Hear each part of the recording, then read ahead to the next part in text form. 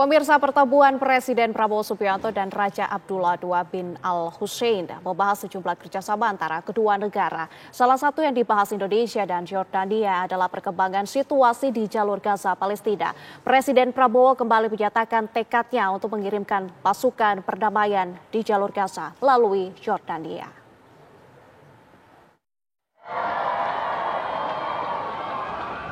Pertemuan Presiden Prabowo Subianto dengan Raja Yordania, Raja Abdullah II bin Al-Hussein di Istana Negara turut membahas dinamika kawasan Timur Tengah.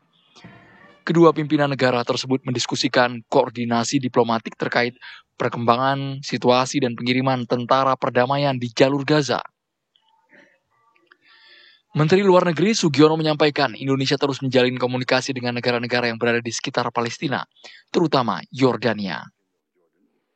Disampaikan bahwa kita akan terus melakukan koordinasi dengan negara-negara yang ada di sekitar Palestina, khususnya Jordan, yang kita sebut kemarin Group of New York, untuk menentukan nanti kira-kira keputusan terakhirnya seperti apa.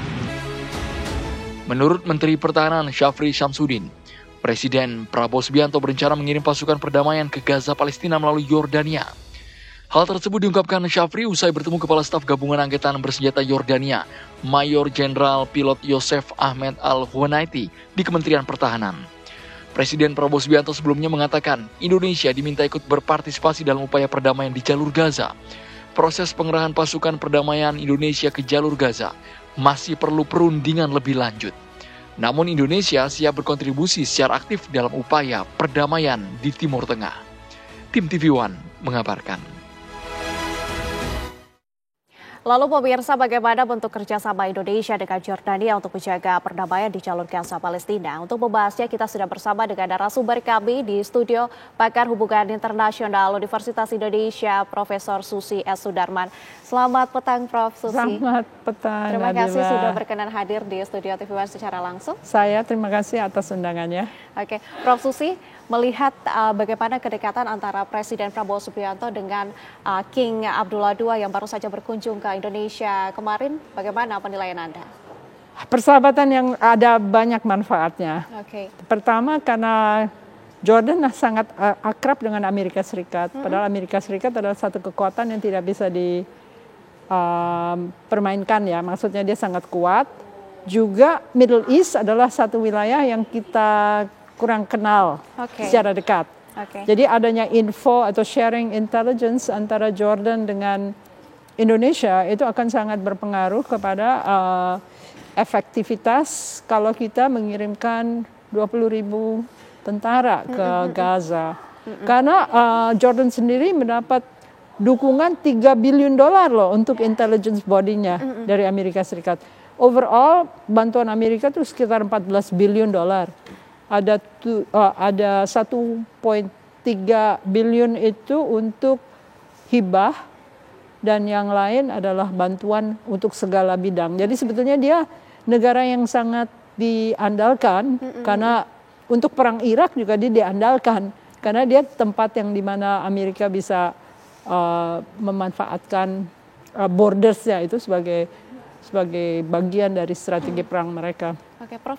Anda melihat seberapa penting peran dari Yordania bagi Indonesia sebagai pintu masuk jika Indonesia benar-benar akan mengirimkan 20.000 pasukan ke Gaza? Sharing intelligence itu penting. Juga pengetahuan mereka tentang Timur Tengah, lalu kenyataan bahwa dia dan kawan-kawan negara Teluk juga menjadi fasilitator dari peperangan Israel. Tentunya ada hubungan lebih erat dibandingkan Indonesia yang tidak mempunyai hubungan diplomatik dengan Israel ya. Oke.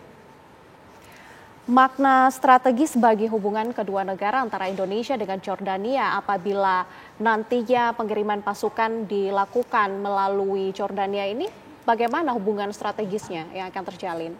Asal bisa dipegang Israelnya, ini masalahnya utama adalah kekuatan Israel itu kan kekuatan mematikan ya. Apakah Indonesia mampu menghadapi satu negara agresor yang memang sudah definite ya, mau mengambil alih dan menguasai wilayah Palestina, kita fungsinya apa di situ?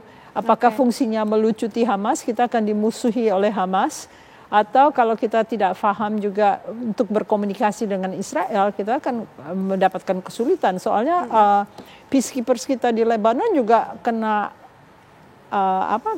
forceful ya, retaliation dari Israel.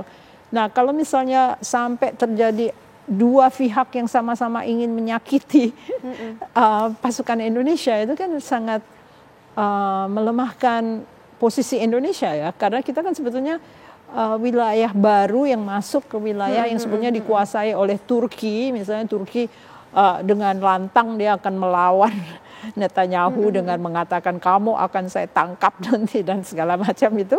Kita nggak punya hubungan sama sekali, malah kalau mengadakan dropping bantuan minta tolong Jordan untuk menyelamatkan pesawat kita dari kemungkinan ditembak jatuh dari oleh Israel ya. Oke. Kalau kita lihat bagaimana kedekatan antara Jordania dengan Amerika Serikat, apabila Indonesia masuk ke dalam lingkaran ini, bagaimana Anda? Tujuannya utama yaitu merangkul Amerika Serikat dengan Donald Trump yang sangat evasif dan sangat berubah-ubah secara radikal. Sekarang dia tidak terlalu konsentrasi ke Middle East, dia konsentrasi untuk menyerbu Venezuela.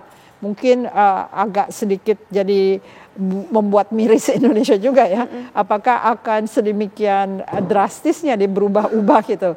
Juga kita lihat bahwa kalau misalnya masih ada Amerika yang konsisten terhadap kebijakan di Timur Tengah dan menjaga juga agar semuanya berjalan secara stabil dan mengancam-ngancam Israel, tentunya itu ada satu keberuntungan bagi tentara Indonesia. Karena kita nggak mau di tengah-tengah Hamas, di tengah-tengah Israel yang dua-duanya tidak suka. Yang satunya tidak suka diluncuti, yang satunya tidak suka diintervensi gitu. Oke, Prof. Susi, tapi kita melihat bagaimana tekad dari Presiden Prabowo Subianto untuk mengirimkan tim perdamaian ke Gaza Palestina ini begitu kuat sekali tekadnya. Apa yang bisa dilakukan oleh Jordania untuk mendukung tekad dari Presiden Prabowo Subianto ini? Intinya satu, jadi Pak Prabowo itu ingin mengglobal, ingin menjadi aktor di tataran internasional. Dia akan masuk ke dalam kasus-kasus yang kira-kira akan membawa nama Indonesia meningkat gitu ya, karena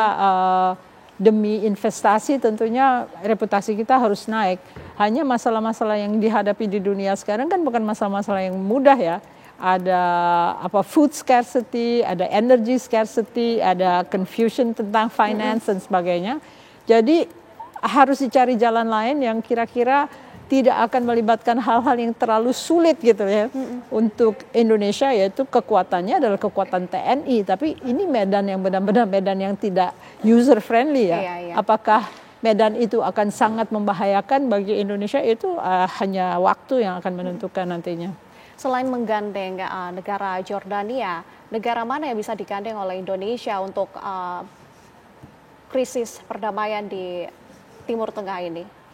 Yang nomor satu ya Amerika Serikat, dia akan mengancam Netanyahu. Kalau bukan Amerika yang mengancam, Netanyahu nggak mungkin mundur gitu loh ya.